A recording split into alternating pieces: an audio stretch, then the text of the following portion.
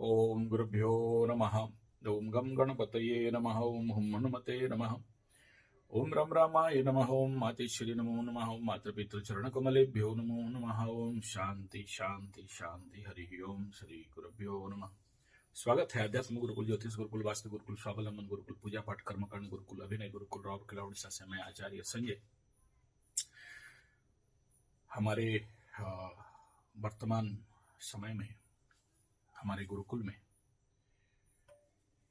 1 साल से लेकर 5 साल तक का वेद वेदांत अध्यात्म स्वावलंबन और भिन्न प्रकार के आध्यात्मिक विज्ञान साधना हेतु ज्योतिष विज्ञान से लेके एस्ट्रोलॉजी, टारो, पामिस्ट्री इत्यादि का शिक्षा पद्धति, साधना, प्रशिक्षण, नया छात्रों का एडमिशन हेतु कार्यक्रम प्रारंभ हुआ है। तो जो 14 साल से 25 साल तक जो भी युवाएं हैं इस गुरुकुल में एडमिशन ले सकते हैं। लर्न एंड अर्न मेथड में हमारा शिक्षा पद्धति, पढ़ाई के साथ रोजगार और कमाई, स्वावलंबन शिक्षा पद्धति के साथ, ताकि हमारे युवा गुरुकुल से बेकार बेरोजगार ना बने और शुरू से ही स्वावलंबी बन पाए।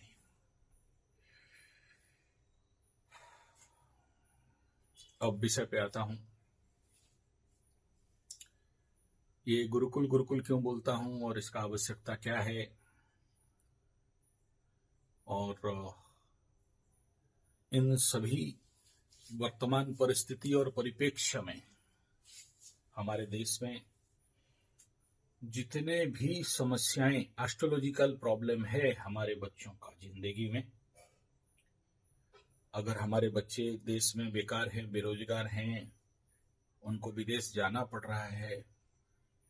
और उनके जिंदगी में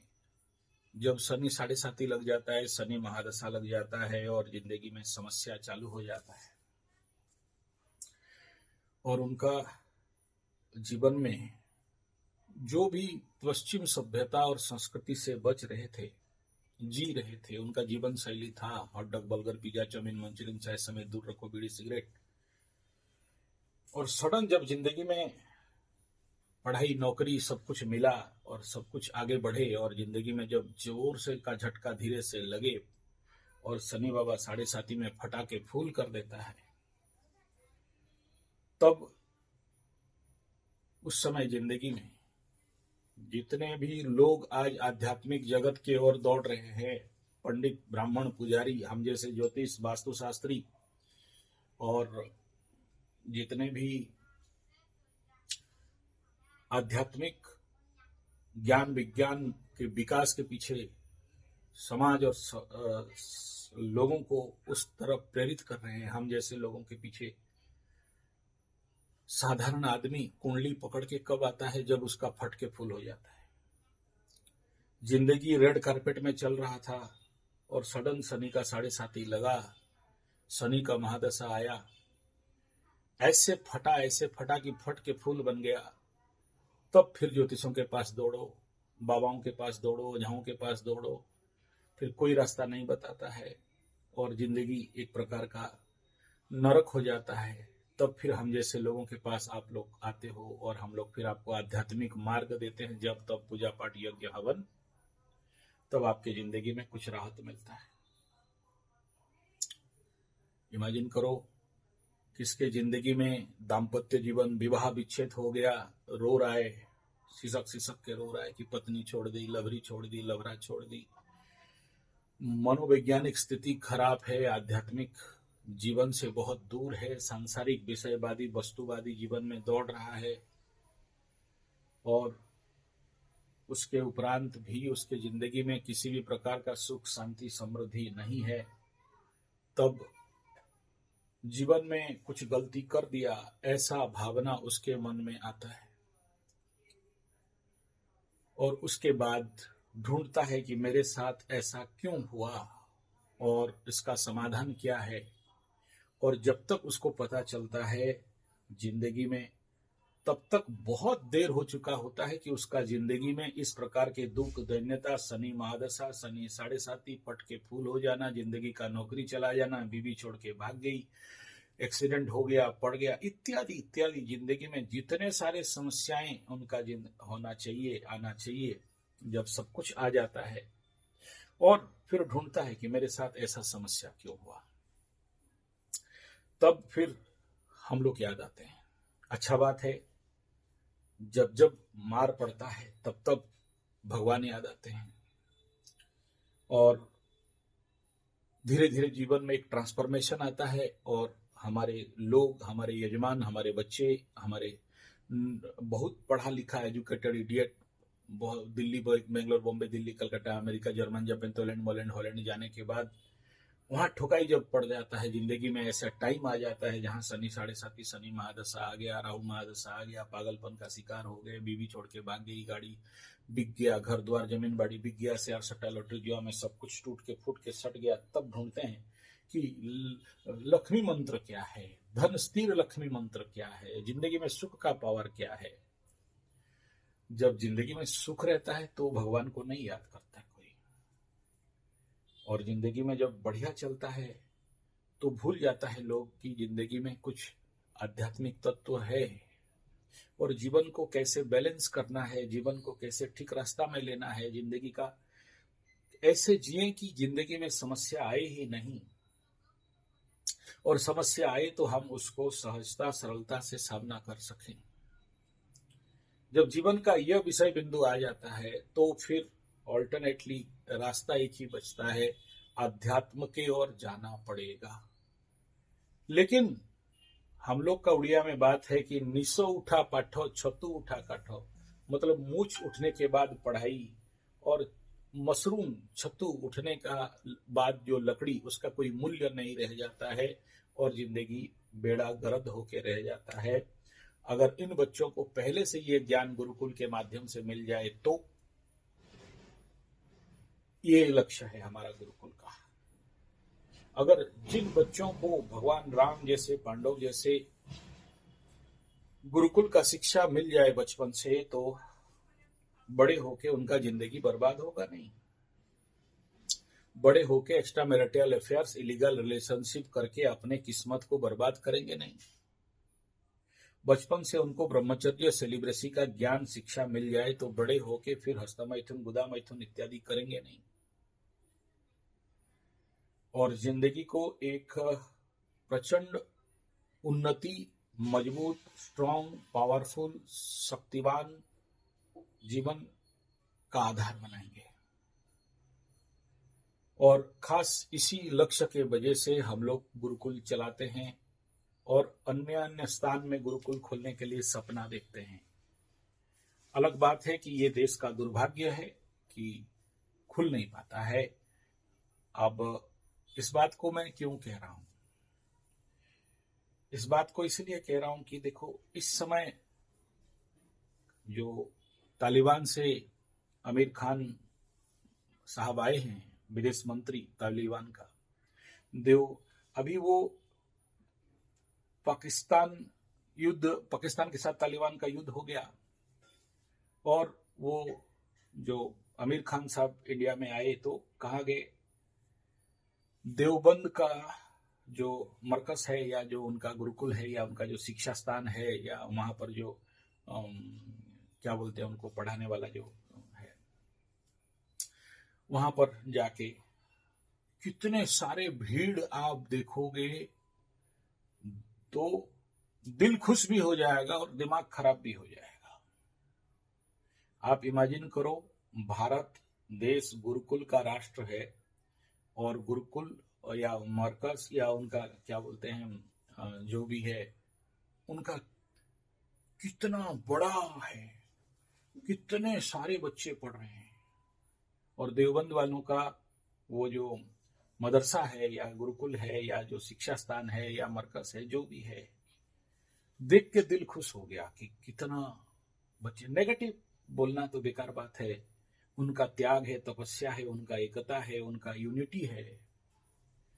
कि कितना बड़ा उनका मरकज है और कितने सारे लोग और उनका खिदमत में, उनका सम्मान करने के लिए लाइन लगे हुए हैं, छात्रों से मिल रहे हैं।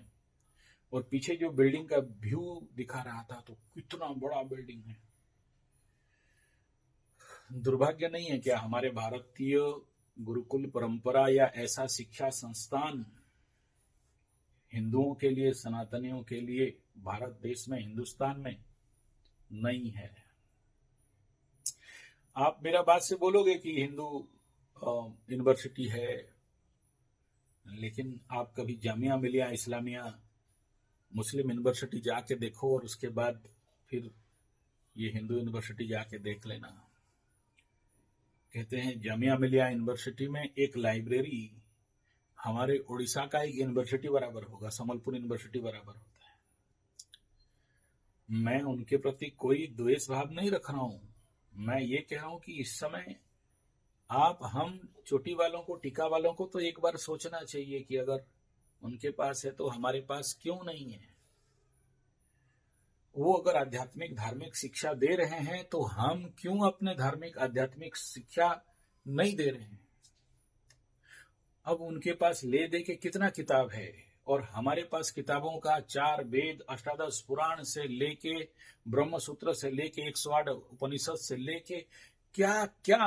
क्या क्या नहीं है। आप सोचो, केवल एस्ट्रोलॉजी का जो मेरा लाइब्रेरी है, एक अकेले आदमी में जो लाइब्रेरी बनाया हूं, आप इमेजिन नहीं कर सकते हो। 7 लाख 8 लाख रुपया का खाली किताब है, और भी बाकी है भिन्न भिन्न भाषाओं में। कर्मकांड का जो मेरा कलेक्शन है, क्या बताएं। योग और वैशेषिक का कलेक्शन है, क्या बताएं। एक लंबा सा हॉल और केवल 3 लाख रुपया का तो खाली अलमीरा है उसके अंदर किताब रखने के लिए। तो इतना सारा बेसिक,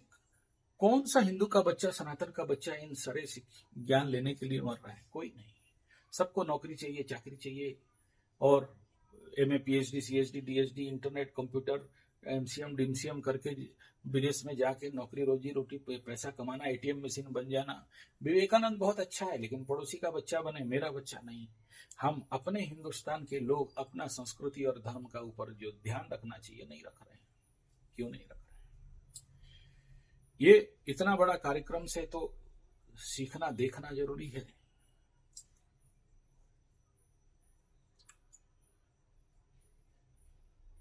और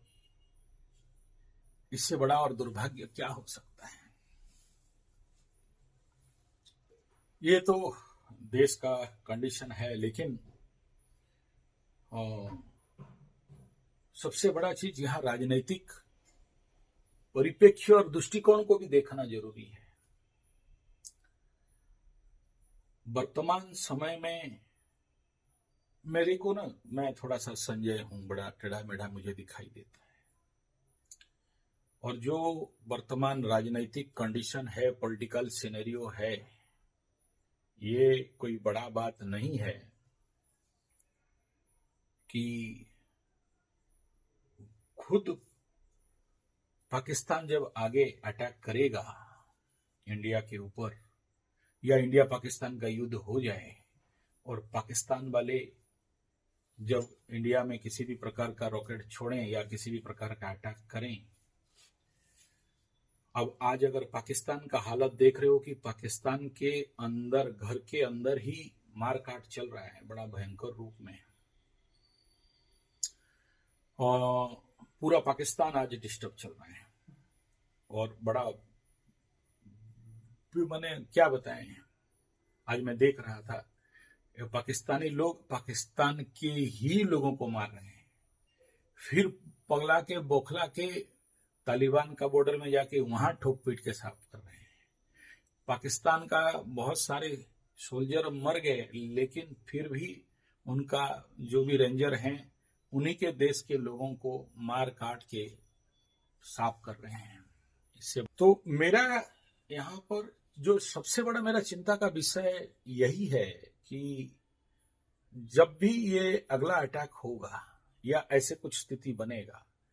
जो पाकिस्तान अपने देश के लोगों को मार रहा है, वहां नहीं देख रहा है कि सामने वाला मुसलमान है कि नहीं है, या अपने देश के वो तो एकता होना चाहिए था। तो फिर मेरा भय इस बात का है कि अगर तालिबान का विदेश मंत्री इंडिया में आके देवबंद के जो गुरुकुल है या मरकज है या जो भी उनका शिक्षा स्थान है वहां आके आया, तो अब पाकिस्तान का आंख में अखरेगा जरूर। और देखना एक ना एक दिन, मैं एस्ट्रोलॉजिकल ग्राहिक प्रेडिक्शन जिस समय वो वहां पर घुसे थे, मैं क्योंकि ज्योतिषीय डायमेंशन से उसको भी लग्न घोरा बना के देखता हूं, तो पाकिस्तान जब अटैक मारेगा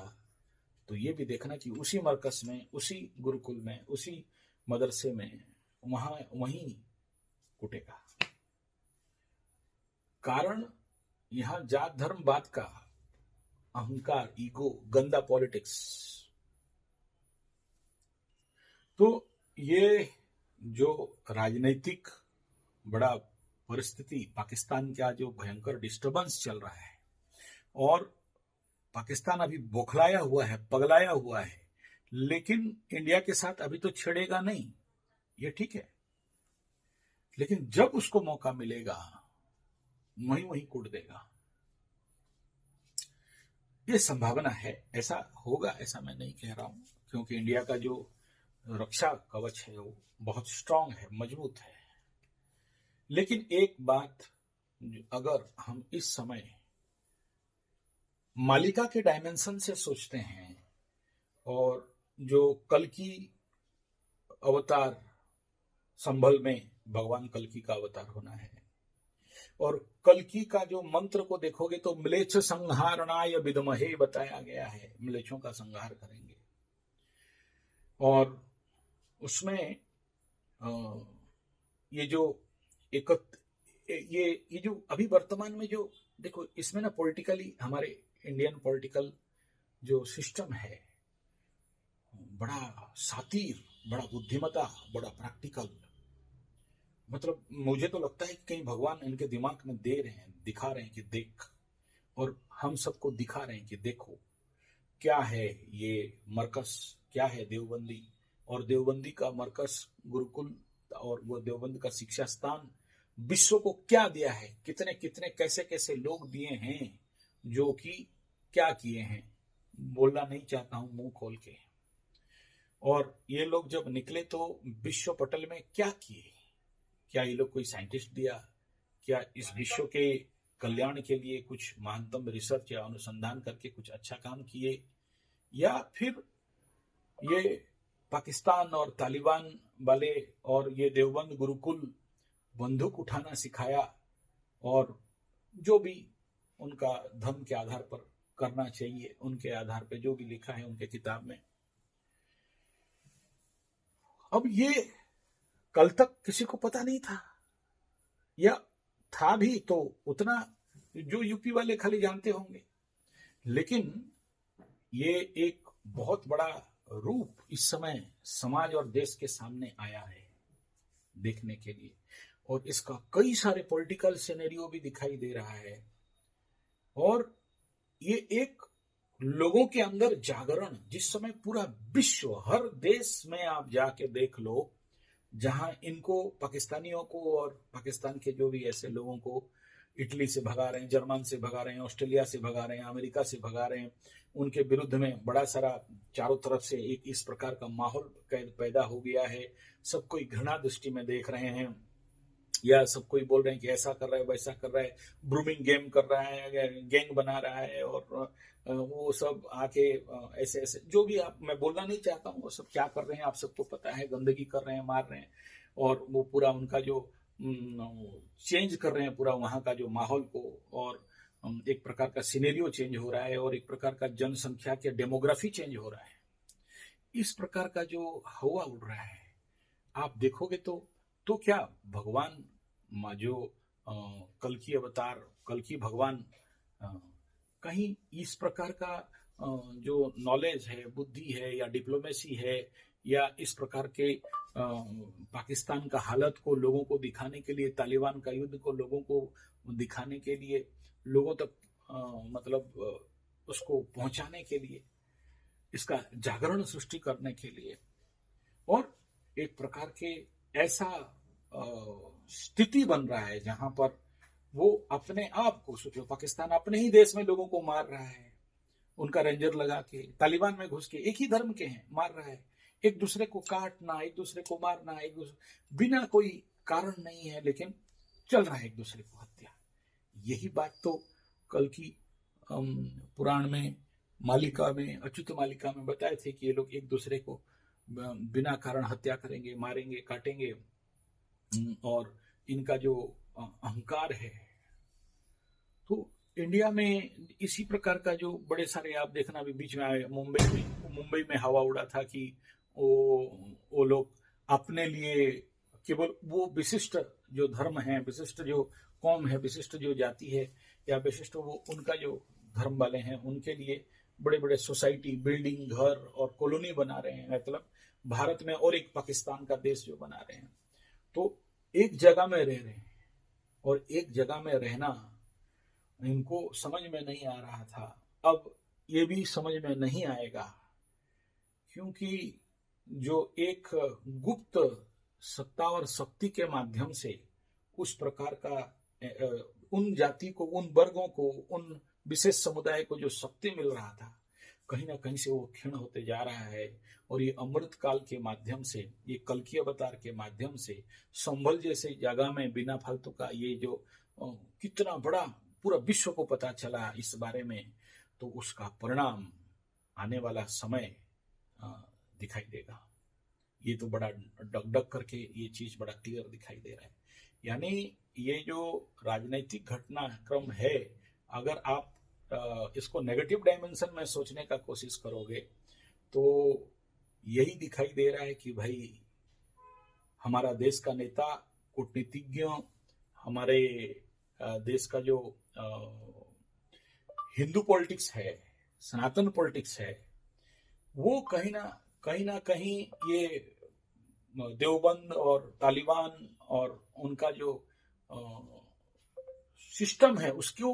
लोगों तक पहुंचा रहे हैं। क्योंकि एक समय था लोगों को पता नहीं था कि इनके किताब में लिखा है कि जो उनका धर्म का नहीं है उनको मार दो, और अगर आपके पास ताकत कम है तो फिर आप उनको चापलूसी करो, मीठा मीठा बात बोलो, और जब आपके पास ताकत आ जाए तो उनको कूट दो, मार दो, और उनके साथ जो नहीं करना चाहिए वो हाथ करो। इसलिए मैं ये देख रहा था कि आप अगर पूरे सिनेरियो में आप जाके देखोगे, जितने सारे मुगल पीरियड के बड़े बड़े राजा हुए, यानी जो भी आप भारत का पूरा हिस्ट्री 400 साल 500 साल का, औरंगजेब, अकबर, हुमायूं, ये लोग जितने सारे बड़े बड़े राजा हुए, जिस प्रकार के उनका मृत्यु हुआ, बड़ा दुखद मृत्यु हुआ, उसका पीछे क्या परिणाम था, कैसे मरे ये लोग? कोई शाही मृत्यु तो नहीं हुआ कि आराम से शांति से मर गए। कोई जेल में उसका बेटा का गर्दन ला के दिखा रहा है, वो मर रहा है। कोई उसको दस्त लग गया और ठीक नहीं हुआ, मर गया। कोई अपना बेटा को लिए आपने भगवान को प्रार्थना किया कि मेरा जिंदगी इसको दे दो, और वो मर गया। कोई सीढ़ी से गिरा और मर गया। कर्म फल तो इनको मिला है, और आज उसका परिणाम यहाँ तक पहुंचा कि अंग्रेज लोग आए और उनको भगाए, और उसका और वो लोग भागने के बाद फिर ये जो देवबंद वाला जो उनका मरकज खड़ा हुआ इस देश में, और आज कितना बड़ा विस्तार किया है। तो उसको पॉजिटिवली हमें सीखना, समझना, उनसे प्रेरणा लेना भी जरूरी है। और जरूर है कि ये जो एज पर मालिका विज्ञान कुछ एक फील्ड बिल्डअप होते जा रहा है। हालांकि मैं जो कह रहा हूं आप लोग समझोगे नहीं, मुझे जो दिख रहा है आप लोग को समझ में नहीं आएगा, लेकिन एज पर कल की पुराण और मालिका का माध्यम से एक फील्ड विस्तीर्ण रूप में बन रहा है। जैसे कल मैं बता रहा था, उत्तर में पहले ठुकाई, फिर दक्षिण में होता है, फिर पूर्व में होता है, ये करबट शॉट चल रहा है। तो ऐसे ही इस समय जितना कुछ आपके सामने प्रस्ताव मतलब दिखाई दे रहा है, वो कहीं ना कहीं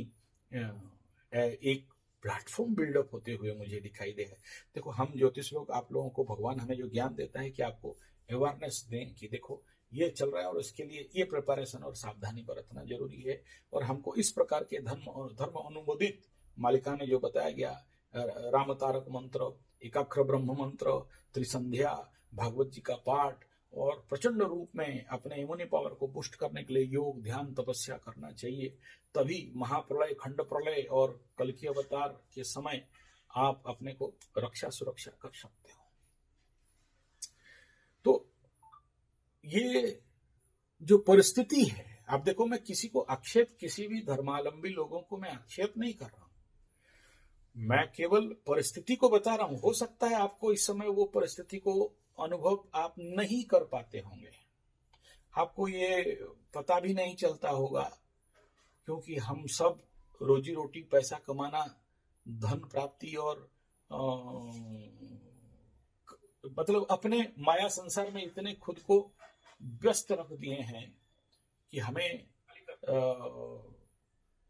जो कुछ भी इस ये जो कल की अवतार और कल की भगवान और मालिका, इसके माध्यम से जो कुछ घट रहा है, हो रहा है, हमें समझ में नहीं आ रहा है। और स्वाभाविक बात है यार,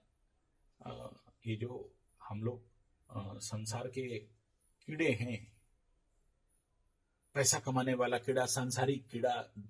धन कमाने वाला कीड़ा, धर्म को कहां से समझेगा? और धर्म को समझना, आध्यात्म को समझना इतना सरल बात तो नहीं है, इतना सहज बात तो नहीं है कि हम समझ जाएं। हम सामान्य पॉलिटिक्स को भी नहीं समझ सकते, जो कूटनीति, राजनीति हो क्या रहा है, ये क्यों हो रहा है, क्यों बुलाया गया ये जो तालिबान के विदेश मंत्री को, आमिर खान को, और ये देवबंद क्यों गए, क्या दिखाना चाहता है विश्व ब्रह्मांड, और उसके लिए सोशल मीडिया खड़ा होकर दिखा रहा है। सोशल मीडिया में भयंकर, इंटरनेशनल, नेशनल मीडिया बड़ा टकटकी नजर से देख रहा है।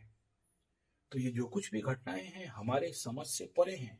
लेकिन एक एस्ट्रोलॉजिकल डायमेंशन से, एक कल की अवतार के डायमेंशन से अगर आप देखोगे तो बहुत कुछ दिखाई दे रहा है, और होने वाला घटनाक्रम का एक उपक्रम वर्तमान समय दिखाई दे रहा है। हो सकता है, संभव है कि आप उस बात को समझ नहीं पाओ, वो अलग बात है। हमारा भेजा उतना दूर नहीं जा रहा है, वो अलग बात है। राजनैतिक दृष्टिकोण हमारा नहीं है तो हम आध्यात्मिक दृष्टिकोण कहां से पाएंगे? और भविष्य मालिका को समझना, ये तो गुप्ताति गुप्त विद्या है। कल की अवतार, भविष्य मालिका, अच्युत मालिका, तो हमारा औकात कहां है उसको समझना। लेकिन मुझे जो दिखाई दिया, मैं आप सबके समक्ष रखना चाहता हूं, जो पॉलिटिकल सिनेरियो है, क्योंकि केवल जो कुछ भी ये जो खंड प्रलय के समय में, या जो आने वाला भविष्य मालिका के अनुसार कलयुग, सतयुग का अंत होगा, और उसमें जो प्रलय होने वाला है, उस प्रलय में केवल ग्लोबल वार्मिंग के कारण भूकंप हो जाएगा, जलजला हो जाएगा, जल प्लावन हो जाएगा, चारों तरफ खाना पीना नहीं मिलेगा, ऐसा नहीं है। उसके साथ राजनैतिक उथल पुथल और भयंकर धार्मिक हत्याएं, एक दूसरे को काटना, गर्दन काटना, हिंसा करना, धार्मिक उग्रता जो अभी दिखाई दे रहा है प्रचंड रूप में, पूरे भारतवर्ष में नहीं, पूरे विश्व भर में दिखाई दे रहा है, एक स्पेशल समुदाय के प्रति और उस समुदाय के प्रति, दोनों पार्टी, उधर राहु वाले भी, और राहु केतु किसे कहता हूं आप लोग जानते हो बढ़िया से, तो राहु पार्टी और केतु पार्टी दोनों एक दूसरे को हाथ रहे हैं। तो ये अब उसमें केवल यही देखना है कि बीच में आप चपेट में ना आ जाओ। ये सबसे इंपॉर्टेंट फैक्टर इस समय एज पर कल की अवतार और मालिका के माध्यम से आप लोगों को आगाह करना चाहता हूं। और वर्तमान जो कुछ भी पाकिस्तान तालिबान का युद्ध हो रहा हो, और उसको मालिका के डायमेंशन में जब आप देखना चालू करते हो, तो कुछ अलग प्रारूप दिखाई दे रहा है जो आम आदमी के समझ से परे है। ये जो कुछ भी आपको सिनेरियो रख रहा हूं, ये बड़ा विशद घटना है, मतलब विशद विषय है, बड़ा गहरा विषय है, जिसको अध्ययन करना, समझना, और इसके ऊपर एक ब्रॉड विजन रखना, या उसको वर्तमान समय के परिप्रेक्ष्य को अनुभव कर पाना बड़ा जरूरी है। और अगर इन बात तो बड़ा छोटा लग रहा है, लेकिन भेजा कहां तक जा रहा है, कि सिनेरियो क्या बन रहा है, पॉलिटिकल लेवल पे, जियो पॉलिटिकल लेवल पे और सामाजिक लेवल पे हमारे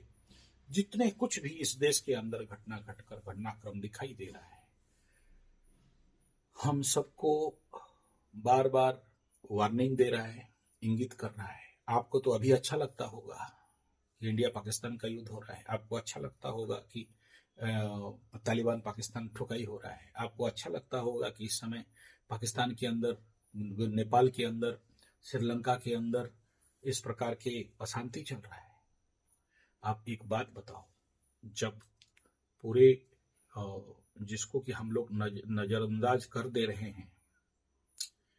जिस समय पड़ोसी दुखी है, हम सुखी हो सकते हैं क्या? पड़ोसी अशांत है, हम शांत हो सकते हैं क्या? पड़ोसी में अतृप्तता चल रहा है, हम तृप्त हो सकते हैं क्या? आपका पड़ोसी नहीं खा के भूखे सोया हुआ है, आप पेट भर के खा सकते हो क्या? सुख का मतलब होता है स्वयं में सुखी, परिवार में सुखी, पड़ोसी में सुखी, जिस मोहल्ले में रहते हैं वो पूरा मोहल्ला सुखी, जो जिला, राज्य और देश में सब कोई सुखी, तब हम सुखी रह सकते हैं। लेकिन जब हमारा पड़ोसी में अशांति चल रहा है, आप कितना भी कोशिश कर लो, आप सुखी शांत नहीं रह सकते हो। इसलिए ये बहुत जरूरी है कि उन सब का सुख के लिए, उन सब का शांति के लिए वहां भी एक स्टेबिलिटी हो। हमारा देश का ये कर्तव्य है, और हम सब कुछ नहीं कर सकते हैं तो प्रार्थना कर सकते हैं कि उनका जीवन में, देश में स्टेबिलिटी आए, तभी हम स्टेबल हो सकते हैं। अदरवाइज हम इन सभी के द्वारा माध्यम से आज नहीं पीड़ित हो रहे हैं, ठीक है, आज हमारे पास पावर है, चल के पार हो जा रहे हैं, ठीक है, लेकिन बहुत दिन तक नहीं, क्योंकि कुछ चीज अनजाने में ही आपको इंगित करते हैं। आप समझ पाओ नहीं समझ पाओ अलग बात है, लेकिन हमारा भी एज पर भारत का नागरिक हमारा कुछ कर्तव्य है। और अगर हम राजनीतिक स्तर पे कुछ नहीं कर पाते हैं तो आध्यात्मिक स्तर पे तो कर सकते हैं, क्योंकि पाकिस्तान, नेपाल और श्रीलंका, तालिबान, हमारा पड़ोसी कैसे शांत रहें, स्टेबल रहें, हमारे देश के अंदर का पॉलिटिक्स कैसे शांत रहे, हमारे कर्तव्य कर्म के अनुसार एटलीस्ट प्रार्थना तो कर सकते हैं कि भगवान इस समय इस प्रकार का जो परिस्थिति जो आगे बहुत भयंकर दिखाई दे रहा है, एच पर संजय उवाच श्रीमद् भागवत गीता के लेवल से मैं बात कर रहा हूं, नहीं तो इन सब बात को छेड़ने का ये प्लेटफॉर्म नहीं है। यहाँ पर केवल एस्ट्रोलॉजी को रखना चाहिए, लेकिन आप सबका भविष्य, भारत का भविष्य और हम सब के जीवन में आने वाला भयंकर दुष्प्रभाव, वो तो बड़ा क्लियर कट दिखाई दे रहा है। आप मानो मत मानो अलग बात है। एक बात बताओ, जितने सारे अस्त्र का प्रशिक्षण चल रहा है, जितने सारे अस्त्र संरक्षित हो रहे हैं, जितने सारे अस्त्र बनाए जा रहे हैं, चाहे वो इंडिया में बन रहा हो, चाहे पाकिस्तान में बन रहा हो, चाहे तालिबान में बन रहा हो, चाहे इजराइल अपने बच्चों को सिखा के एकदम आर्मी कमांडो बना रहा है, और चाहे हम लोग का रिसर्च चल रहा है, चाहे चाइना सब कुछ बना रहा है, ये सब बना के क्या पूजा पाठ करेंगे? तो ये जो भूचाल और भयंकर जो तबाही आने का पहले का ये शांति है, the cool condition before the storm, जो बहुत बड़ा आंधी तूफान आने वाला समय में दिखाई दे रहा है, एज पर मालिका, as per mean Sunny, as per खंड प्रलय, as per global warming, as per human जो मनुष्यत्व मुमुक्षत्व का जो नाश हो रहा है, पतन हो रहा है, ये अभी दिखाई दे रहा है डगडग होके। और जब होगा तो संभालने वाला व्यक्ति हमारे पास कोई नहीं रहेगा। और ये जरूरी है कि हम लोग ऐसे परिस्थिति से भारत का शांति के लिए, हम लोगों का जीवन का सुरक्षा के लिए, देश में और विदेश में जो युद्ध अस्त्र निर्माण हो रहे हैं और जो माहौल बन रहा है,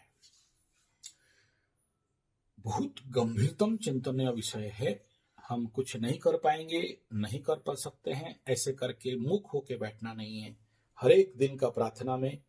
विश्व कल्याण के लिए, शांति के लिए हमारी तरफ से जितना बन सके करना चाहिए।